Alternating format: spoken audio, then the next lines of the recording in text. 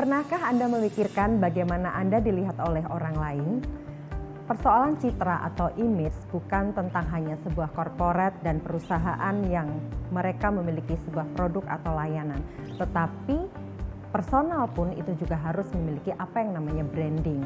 Personal branding adalah bagaimana orang lain menilai diri kita, seperti apa kekuatan dan identitas diri kita, bagaimana perlakuan kita setiap hari, bagaimana kita membentuk diri kita dan itu diakui oleh orang lain. Lalu bagaimana cara membangun personal branding? Yang pertama adalah kenali diri kita. Identifikasi kekuatan, hal-hal apa saja yang menonjol, prestasi-prestasi apa yang selama ini Anda miliki dan itu diakui oleh orang lain. Seperti apa orang lain memuji kualitas diri Anda, sebenarnya itu bisa dikatakan potensi Anda mulai tumbuh. Yang kedua adalah membangun citra. Citra ini bisa dilihat dari cara kita berperilaku setiap hari, bagaimana kita berinteraksi dengan orang lain, bagaimana cara kita berkomunikasi dengan orang lain, maka kita akan mendapat penilaian dari orang lain. Nah, di sini saya mencontohkan ketika saya berprofesi sebagai seorang public relation, maka saya akan selalu memikirkan tentang bagaimana cara bicara saya.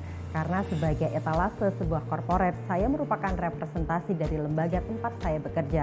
Maka cara saya berkomunikasi, bagaimana outfit yang saya pakai setiap hari, apakah berkaitan dengan pekerjaan yang saya lakukan, itu sangat saya perhatikan.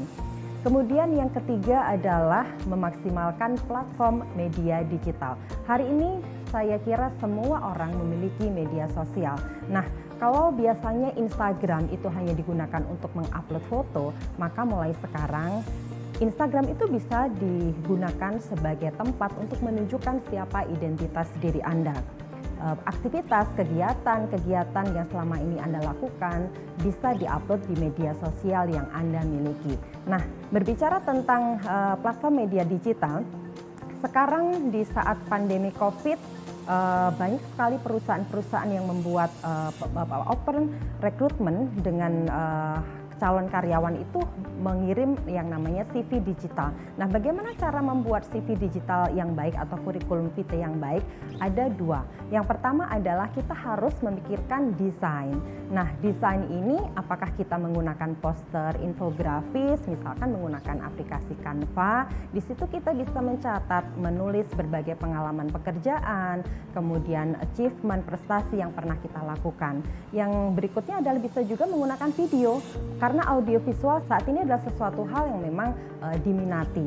Kita bisa menunjukkan siapa diri kita, kurikulum vitae kita menggunakan video dan itu kita bisa upload di media sosial.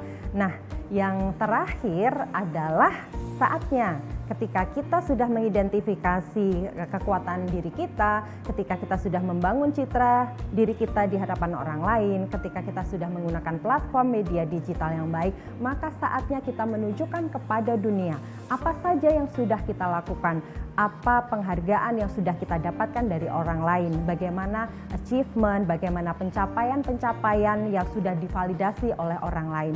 Maka tunjukkan apa yang kita lakukan ini kepada orang lain.